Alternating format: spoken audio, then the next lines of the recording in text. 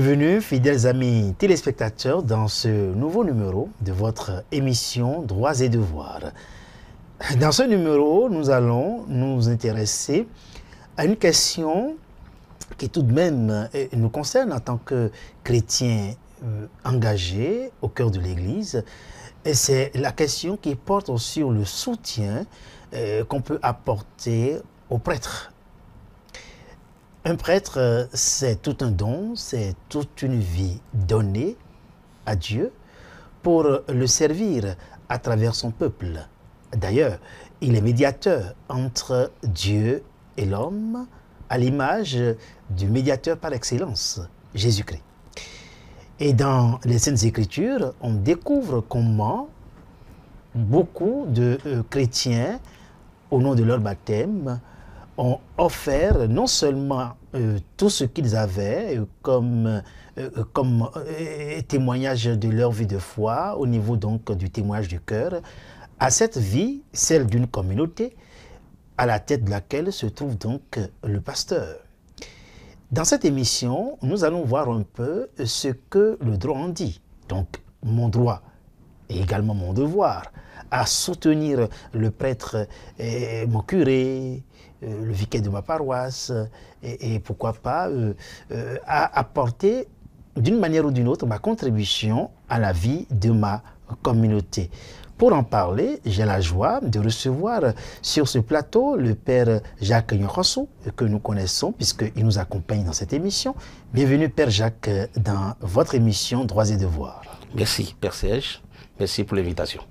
Et donc c'est avec joie que nous vous recevons sur ce plateau pour parler un peu du soutien que le fidèle laïc du Christ peut apporter aux prêtres de Jésus-Christ. Et qu'est-ce que le canon en dit? Tout de suite, nous allons nous en intéresser. Et ma toute première question, Père, c'est de savoir en tant que spécialiste du droit canonique, qu'est-ce que le canon dit de manière globale sur le soutien qu'un fidèle laïc du Christ, aucune fidèle laïc du Christ, peut apporter à la vie de sa communauté? Merci Père Serge, merci pour cette invitation. Je salue tous les téléspectateurs, tous ceux qui participent, qui regardent et qui veulent bien s'instruire à partir de ces émissions-là. Je le salue au nom de Jésus. Et je trouve que c'est pertinent la question que vous abordez là, au cœur de cette émission. L'Église, dans son histoire, a dû codifier, a dû mettre certaines habitudes, certaines manières de vivre pour constituer et faire participer tous les fidèles à la promotion, à l'édification de ce corps du Christ que nous constituons tous, qui est l'Église, et en codifiant, en donnant à chacun, comme nous le disons dans cette émission, les droits et devoirs de chacun de nous pour que cette Église-là grandisse. Et ce que nous voulons aborder dans cette émission qui concerne essentiellement le soutien, la participation effective de tout chacun de nous, de tous les fidèles, donc de tout baptisés, et donc membres à part entière de l'Église que nous sommes tous. Et donc l'émission ici intéresse tout le monde, qui que nous soyons, puisque les fidèles du Christ il n'y a pas de distinction entre eux tous. Nous avons des droits et des devoirs et qu'il faut exercer au cœur de cette Église-là. Alors, donc, ce disant, il y a un canon, sans doute, qui rappelle le devoir du fidèle laïc du Christ à apporter son soutien aux prêtres de sa communauté et sa contribution à la vie de cette communauté. Donc, vous allez nous rappeler alors ce que dit ce canon pour que nous puissions ensemble recevoir cette information et voir ce que, en tant que fidèles laïcs du Christ, nous sommes appelés à faire au cœur de notre communauté. Pour ce thème, le droit canonique, en son canon 222, que je vais lire, nous intéresse et nous renvoie à cette disposition-là pour voir clair ce que l'Église nous demande d'avoir comme comportement, d'avoir comme aptitude, comme attitude et habitude au cœur de l'Église pour sa construction.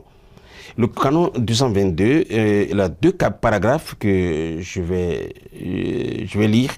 Le premier paragraphe de ce canon 222 dit ceci.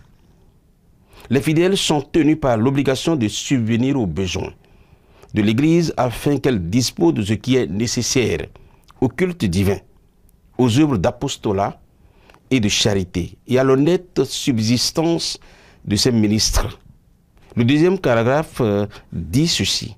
Ils sont aussi tenus par l'obligation de promouvoir la justice sociale et encore se souvenant du commandement du Seigneur de secourir les pauvres sur leurs revenus personnels.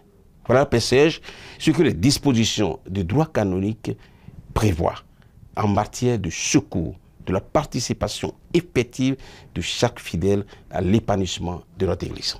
Alors, c'est vraiment important de le savoir, de l'apprendre, puisque justement, dans les Saintes Écritures, nous l'évoquions au début de cette émission, il y a une dimension essentiellement caritative qui a été mise en valeur, d'ailleurs dans les écrits de Saint Luc, en ce qui concerne les actes des apôtres.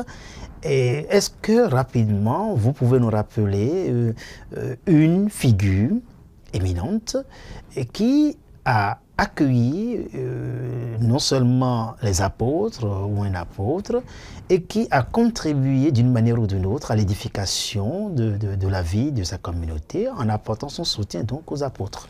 C'est bien, Père Serge, d'aller dans les Saintes Écritures, qu'on voit quelques aspects scripturaires du point de vue par rapport à ce thème-là. D'ailleurs, le code de droit canonique ne sort pas n'est pas produit du ciel directement, c'est parti de des Saintes Écritures, de ce que les pères de l'Église ont prévu pendant tout ce temps, et c'est tout cela qui a été, et à travers même, et à partir du Concile de Vatican II, c'est tout cela qui a été codifié et mis dans le droit canonique. Donc, en parlant des Saintes Écritures, il y a dans les évangiles, nous avons beaucoup de femmes, beaucoup d'hommes aussi, qui ont apporté leur secours au Christ Jésus avec ses disciples pour sa mission, son ministère sur cette terre.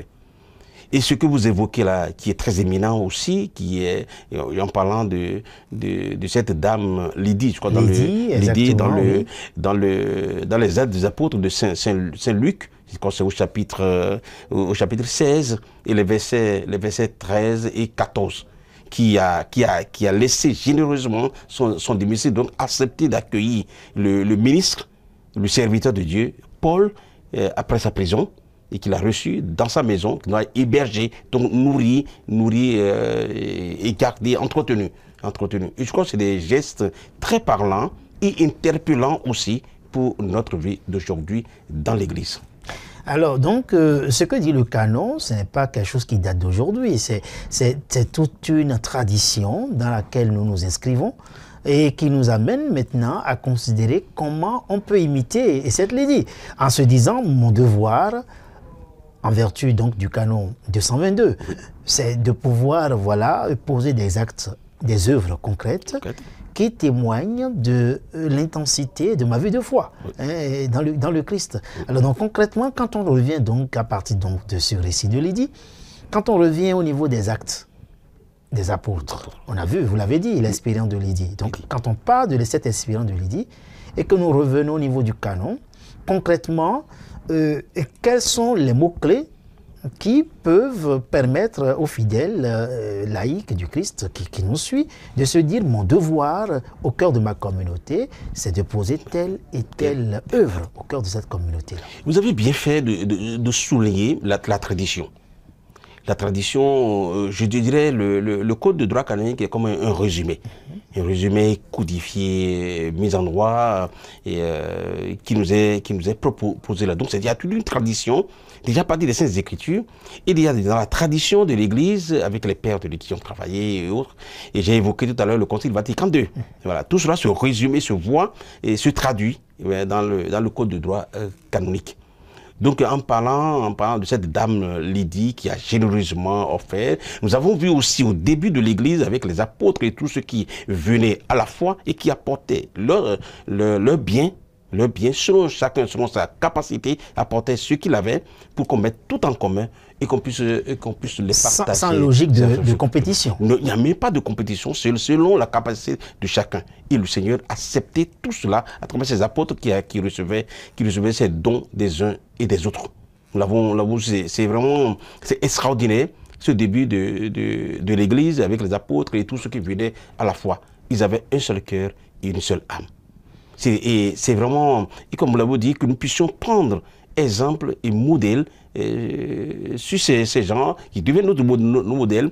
Et les Saintes Écritures sont là d'ailleurs pour nous guider. Et en parlant de ce canon 222, je voudrais d'abord souligner ceci.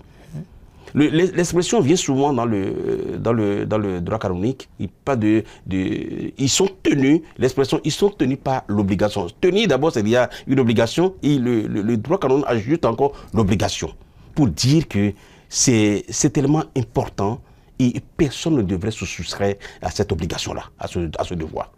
Nous avons dit dans une autre émission ici en parlant des droits qui reviennent aux fidèles. Nous avons insisté qu'ils demandent, qu'ils revendiquent eux-mêmes ces droits-là auprès de leurs pasteurs, de leurs prêtres, de leurs ministres sur leur paroisse. De la même manière, le droit veut tenir. Il veut tenir chaque fidèle par l'obligation de pouvoir apporter son concours, sa contribution, sa participation pour l'épanouissement du ministre qui travaille là, qui est lié, et tout le quand on parle du ministre, du prêtre dont vous avez parlé, qui est médiateur, qui travaille et qui est lié à une paroisse, il doit être entretenu et soutenu. Le canon, dans son premier paragraphe, dans sa finale, dit l'honnête subsistance du ministre. Donc c'est son droit d'être entretenu et soutenu par les fidèles du Christ. Parce que justement, le prêtre est le médiateur entre Dieu et les hommes.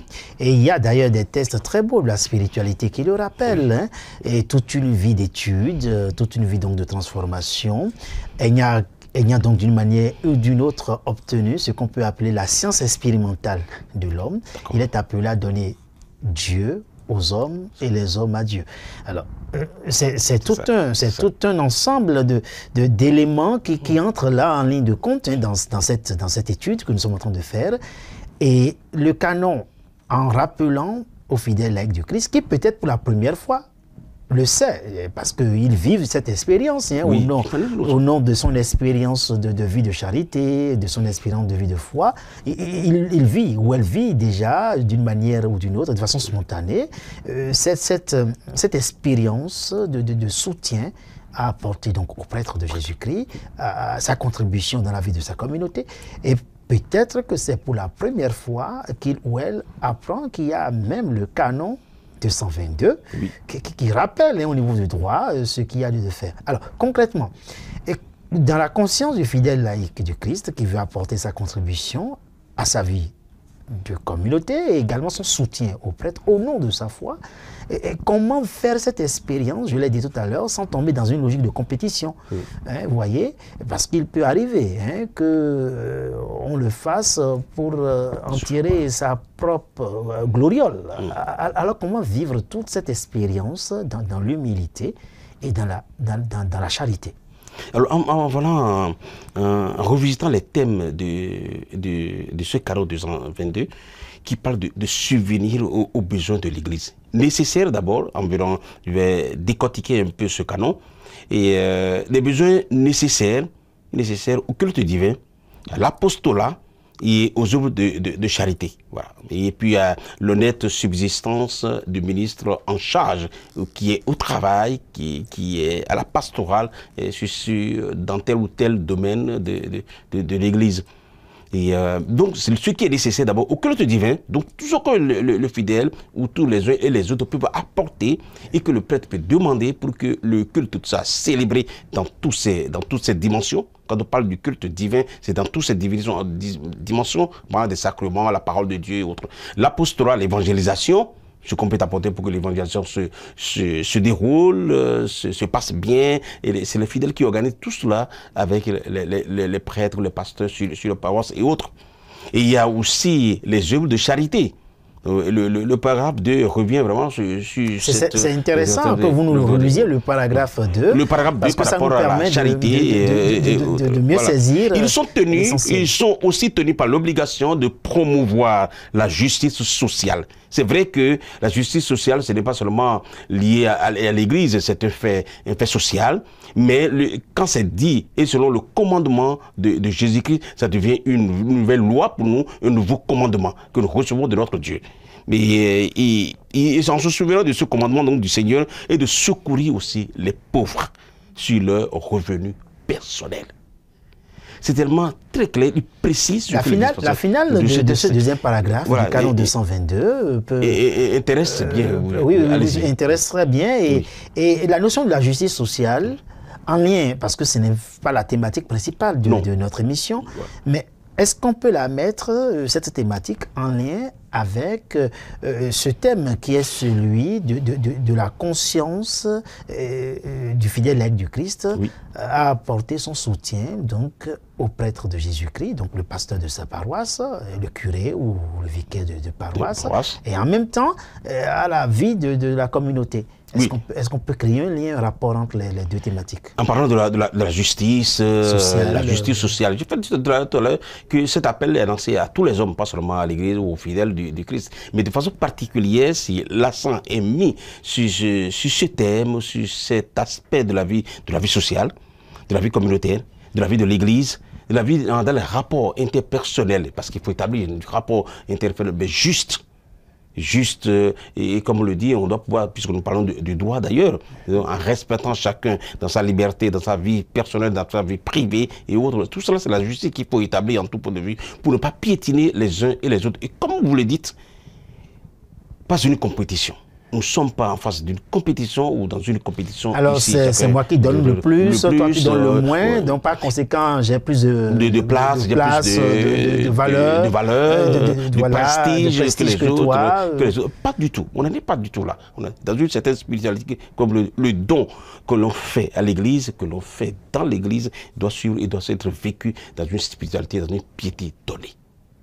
D'abord pour porter du fruit, par rapport au donateur lui-même, et porter des fruits pour l'acte, pour l'œuvre pour laquelle le don est fait. Bref, pour dire que cette participation de façon concrète, avec les appels et les interpellations des pasteurs, des curés, des vicaires, de tous ceux qui travaillent d'une manière ou d'une autre dans n'importe quel domaine au cœur de l'Église, ces interpellations devraient arriver aux oreilles de tous normalement. Et d'ailleurs, dit tout à l'heure, la participation aux œuvres du culte divin, aux œuvres de charité, aux œuvres d'apostolat. On a parlé de la justice sociale. On a parlé aussi du secours apporté aux pauvres sur son propre revenu, c'est-à-dire le revenu personnel. C'est-à-dire de ce que vous avez, ce que vous gagnez, ce que vous avez sur votre propre bien, à l'image de cette première communauté. De Lydie, par exemple. De Lydie, par exemple, qui laisse généreusement sa maison, son domicile pour le ministre.